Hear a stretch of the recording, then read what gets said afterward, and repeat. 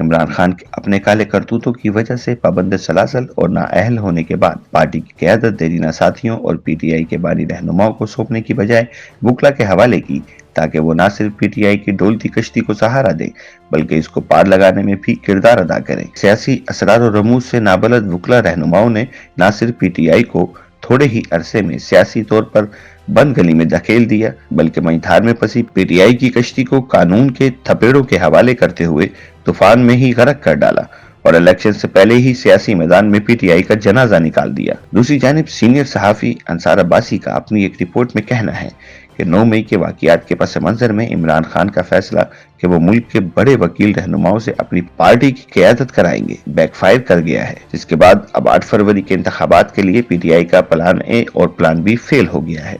وکلا کی قیادت میں چلنے والی پی ٹی آئی کے لیے جو چیز زیادہ ندامت انگیز ہے وہ یہ ہے کہ پلان اے اور پلان بی دونوں قانونی گراؤنڈز پر فیل ہوئے ہیں۔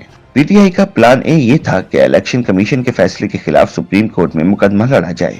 پلان بی خفیہ رکھا گیا تھا اور کیونکہ بلہ نہ ملنے کی صورت میں سامنے آنا تھا اور اس صورت میں پی ٹی آئی کے کارکنوں کو پی ٹی آئی نظریاتی کی کارکنوں کے طور پر انتخاب لڑنا تھا، جس کا انتخابی نشان بلے باز تھا۔ پی ٹی آئی نے سپریم کورٹ میں اپنا مقدمہ ہار دیا کیونکہ یہ نہ صرف یہ ثابت کرنے میں ناکام رہی کہ الیکشن کمیشن آف پاکستان کا دائرہ اختیار نہیں تھا کہ وہ پشاور ہائی کورٹ کے فیصلے کے خلاف سپریم کورٹ آئے، بلکہ پی ٹی آئی کی قانونی ٹیم سپریم کورٹ میں پارٹی کے انٹرا پارٹی انتخابات کی قانونی حیثیت کا دفاع کرنے میں بھی ناکام رہی۔ پی ٹی آئی کی قانونی ٹیم نے اس کے بجائے تسلیم کیا کہ انٹرا پارٹی انتخابات میں کچھ بے ضابطگیاں ہوئی ہیں، لیکن انہوں نے الیکشن کمیشن آف پاکستان کے اختیارات کو پارٹی کو انتخابی نشان سے محروم کرنے پر سوال اٹھایا۔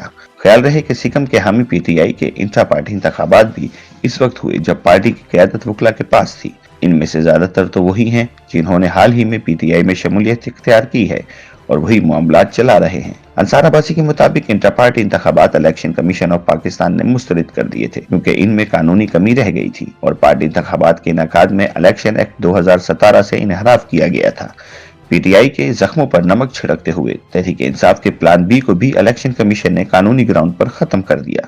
ایک دن پہلے سپریم کورٹ کی دن بھر کی کارروائی کو محسوس کرتے ہوئے پی ٹی آئی نے اپنے کارکنوں سے کہا تھا کہ وہ پی ٹی آئی این کے لیے اپنی ٹکٹیں ریٹرننگ افسران کے پاس جمع کروائیں۔ میڈیا پرسن سے گفتگو کرتے ہوئے پی ٹی آئی کے ترجمان شعیب شاہین نے کہا کہ پارٹی کارکن پی ٹی آئی این کے نام سے اپنے کاغذات نامزدگی جمع کروا سکتے ہیں۔ ریٹرننگ افسران قانوناً پابند ہیں کہ وہ اس کے لیے ٹکٹ جاری کریں جس کے لیے پارٹی اپنے امیدواروں سے کہتی ہے۔ بعد میں الیکشن کمیشن آف پاکستان نے ایک آرڈر ایشو کیا جس میں کہا گیا تھا کہ کچھ امیدوار درخواستوں کے ذریعے دھوکہ دینے کی کوشش کر رہے ہیں تاکہ دوسری جماعت کا انتخابی نشان حاصل کیا جا سکے۔ اعلیٰ ترین ایکٹورل علامت کسی اور سیاسی پارٹی کا ہے۔ اعلیٰ ترین ایکٹورل باڈی نے ریٹرننگ افسران سے کہا کہ وہ کسی اور پارٹی کا انتخابی نشان کسی دوسرے امیدوار کو دینے سے گریز کریں۔ اس میں وضاحت کی گئی ہے کہ ہر امیدوار الیکشن ایکٹ کے تحت پارٹی سے اپنے تعلق کی سند دینے کا پابند ہے۔ مزید برآں ایک امیدوار ایک ہی وقت میں ایک سے زیادہ سیاسی جماعتوں کا کارکن نہیں ہو سکتا۔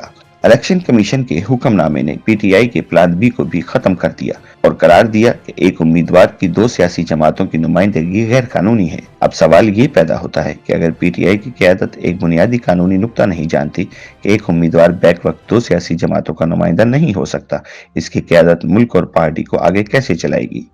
YouTube پر گوگلی نیوز دیکھنے کے لیے youtube.com کی سرچ بار میں googly news T V type کریں۔ گوگلی نیوز کے پیج پر سرخ رنگ کے سبسکرپشن والے بٹن پر کلک کرنا نہ بھولیے۔ YouTube پیج پر اپلوڈ ہونے والی ویڈیوز سے باخبر رہنے کے لیے بیل آئیکن پر کلک کیجیے۔ آپ کو ہر نئی ویڈیو کے بارے میں نوٹیفیکیشن موصول ہو جائے گا۔